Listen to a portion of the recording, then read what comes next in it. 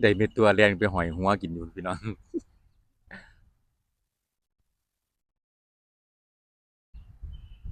บ่รู้มันเป็นหยังพี่น้องกระรอกน้อยคือย้านแต่มื้อนี้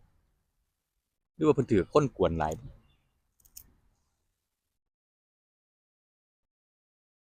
ถ้าเกิดคนมาเล่นหลายก็บางเทื่อเด็กน้อยก็ไล่กวนอยู่เดะพี่น้องเจ้าสีดำนี่มาเด้ถอยหลังมาจั่งใดเพิ่นย้านกันบ่เพิ่นจั่งบ่อยู่นำกันบางเทื่อเพิ่นก็กัดกันอยู่เดะพี่น้องสีดำกับสีเทาแต่ว่าส่วนใหญ่น่ะสีดำจะเก่งกว่าแต่ว่าก็เป็นบางจุถ้าเกิดบางจุ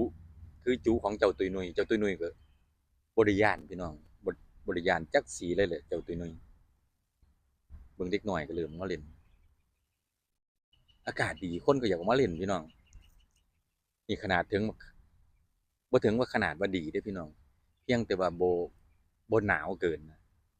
เป็นบรรยากาศเย็นๆเย็นสบายพี่น้องอยู่สวนตรงเดี๋ยวต่อไปใบไม้แตกออกมาเขียวขจีก็จะเป็นสวนที่ร่มรื่นเลยเลยพี่น้องเป็นสวนสาธารณะแห่งหนึ่งที่ผู้คนออกมาเล่นอยู่ตลอดนะพี่น้องอยู่ท้ายเมืองติดริมทะเลสาบถ้าเกิดพี่น้องผู้ใดแวะเวียนเข้ามา ในช่องในเพจผมก็อาจจะเห็นข่าวๆหรือว่าอาจจะจำได้นะพี่น้องเพราะว่าผมบ่ได้ไปถ่ายทำคลิปวิดีโอแถวใดพี่น้องส่วนใหญ่จะใช้ชีวิตเก็บเอาภาพวิดีโอกับกระรอกน้อยอยู่ในสวนแห่งนี้ประจำจน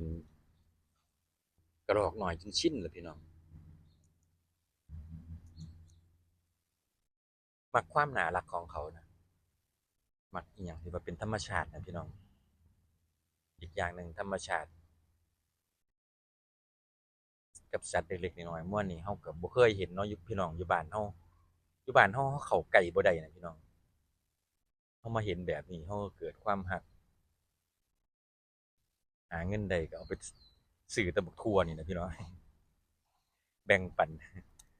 แบ่งปันเงินไปซื้อบักทั่วมาให้กระรอกน้อยผมมาเล่นเท่าใดก็เบิดมื้อละ2 กิโลพี่น้องถุงละ2 กิโลก็ถุงละ10 ดอลอยู่ประเทศเขาเจ้าถ้ามันคิดเป็นเงินบ้านเฮาก็200 กว่าบาทพี่น้องก็ถือว่าคุ้มครับเพราะว่าอย่างน้อยๆเขาก็ให้ความสุขสำหรับเฮาได้2 กิโลถ้าเกิดมื้อใดเพิ่นลงหลายดี